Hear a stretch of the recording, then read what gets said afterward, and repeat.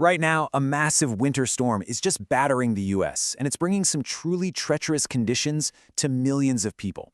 But as that storm rages, a huge response is already underway. So today, we're going to explore the Red Cross's crucial work on the ground and uncover a hidden emergency that honestly, you might not even be aware of. First off, let's just be really clear about the danger here. Officials are not mincing words. The #1 threat for millions of people, stretching all the way from the South up to New England, is life-threatening cold. I mean, this isn't just an inconvenience we're talking about. It's a very serious risk to people's safety. And that cold becomes incredibly dangerous when the power goes out. We're seeing over 1 million customers without power, but that number's a little misleading. As the Red Cross points out, every single one of those customers could be a family of 2, 3, maybe even 10 people. So the actual number of individuals sitting in the cold and dark is far, far higher. And the impact of those outages isn't just in one little area. The sheer scale of this thing is staggering. The Red Cross is actually running active responses in 26 different states. This is a truly nationwide crisis, and so the response has to match that massive footprint. So with a threat this widespread, what can you actually do? Well, the Red Cross is really emphasizing preparation. Let's break down the official guidance on how you can create your own winter safety plan, like right now. Okay, if you still have power, you've got to use it wisely. First thing, charge everything. Your phones, battery packs, any device you think you might need. Second, protect your home from the cold. The Red Cross is extremely concerned about frozen pipes. And third, plan for heat, but please be safe. Improperly used space heaters are a major cause of home fires during events just like this one. And that's the question on everyone's mind, right? What happens if you do lose power? Your home is cold, your phone's battery is dying, and you need to find a warm, safe place. How in the world do you find a shelter when your usual tools, like your Wi-Fi, are down? Well, here's the solution. The Red Cross has this tool called the Emergency app. As long as your phone has some kind of signal and a little bit of battery, you can use it to find the nearest open shelter or warming center. It's literally designed for these exact situations, giving you critical alerts and safety tips right when you need them the most. All right, let's zoom out for a second from our individual safety to the massive organizational effort that's making all of that safety possible. I mean, the response to a storm of this size is just a monumental undertaking.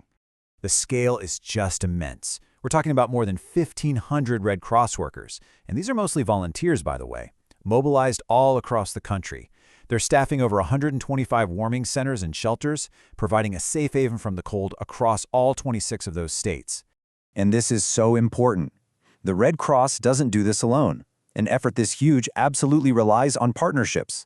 Working with state governments, local police, and even the National Guard is essential to get supplies and volunteers in position before the storm hits.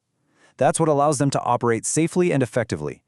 So, while the focus is and should be on the immediate danger from the ice and the cold, this storm is creating another crisis, one that's a lot less visible, but honestly, just as serious. You know, the power outages and the shelter openings, that's what makes the headlines. But behind the scenes, the storm's ripple effects are creating an urgent problem for the entire nation's healthcare system. So here it is.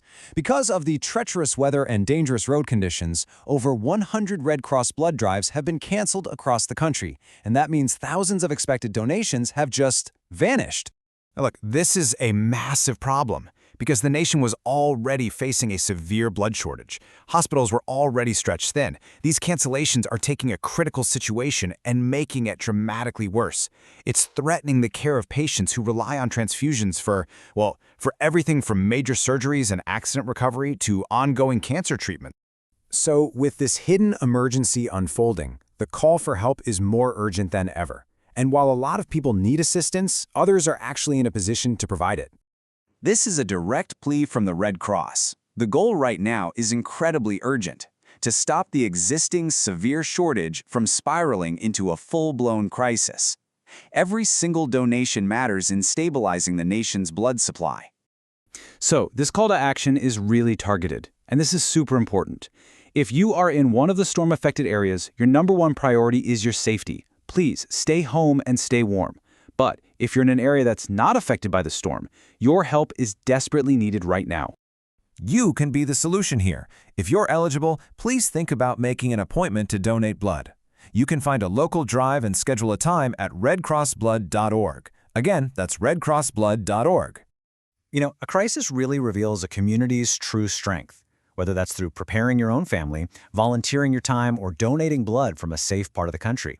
And it really leaves all of us with a question to consider.